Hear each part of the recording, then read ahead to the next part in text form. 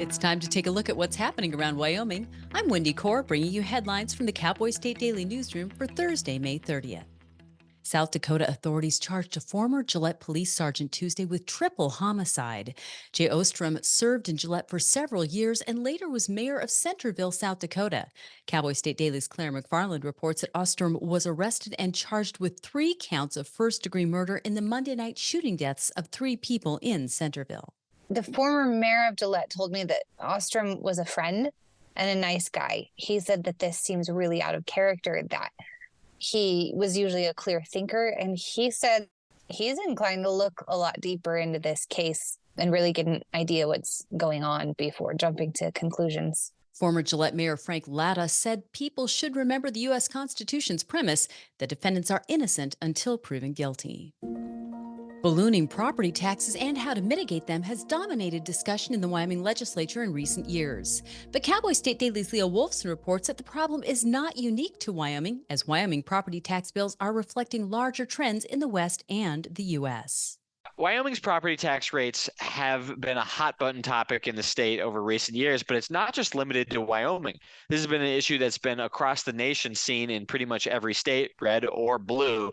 And it's an interesting thing to consider that all these states are kind of dealing with the same problem brought on by the COVID pandemic and the very low mortgage rates that we're seeing around that time. Wyoming's property taxes are low on a national scale, particularly when considering the state's complete lack of income tax.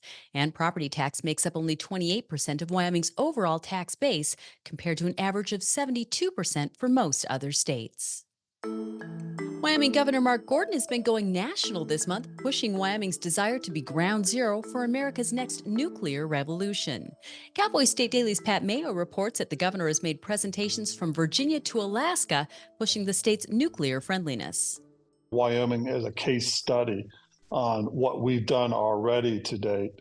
And I would say it's fair to say, from all the people I've been speaking with over the last several months on this issue, that Wyoming is very well in the lead on this, which is a good thing because, it's got the potential to bring more jobs to the state of Wyoming. Wyoming's feather in the cap for its sales pitch is the Bill Gates-backed TerraPower Natrium Reactor demonstration plant coming to Kemmerer.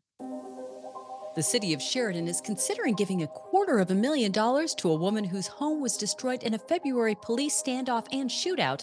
That is, if she agrees not to pursue any other claims against the city. Cowboy State Daily's Claire McFarland reports that the homeowner, Carol Hamilton, tallied an estimate of over $490,000 for a rebuild of about the same size as her former home. Her insurance company is supposedly paying around $217,000.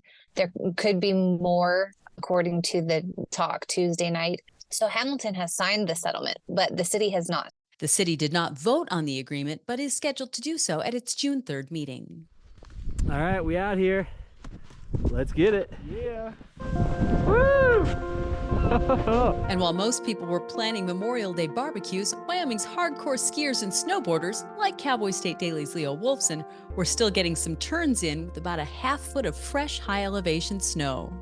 While many people were thinking about doing barbecues and maybe jumping in the water, I was doing quite the opposite by clinging on to winter's last grasp up in the snowy range above Laramie. They actually had some legitimately wintry conditions for a couple days. We got to the top and we started skiing, and it was phenomenal. It was some great powder skiing. Our skis were slicing through the snow like a knife through a frosted cake. Leo says there's really no off-season for those hardcore skiers and snowboarders who really want to hit the slopes, so long as the conditions are just right. And that's a look at today's headlines. Get your free digital subscription to Wyoming's only statewide newspaper by hitting the subscribe button on cowboystatedaily.com. And don't forget to subscribe to our YouTube channel. I'm Wendy Corr for Cowboy State Daily.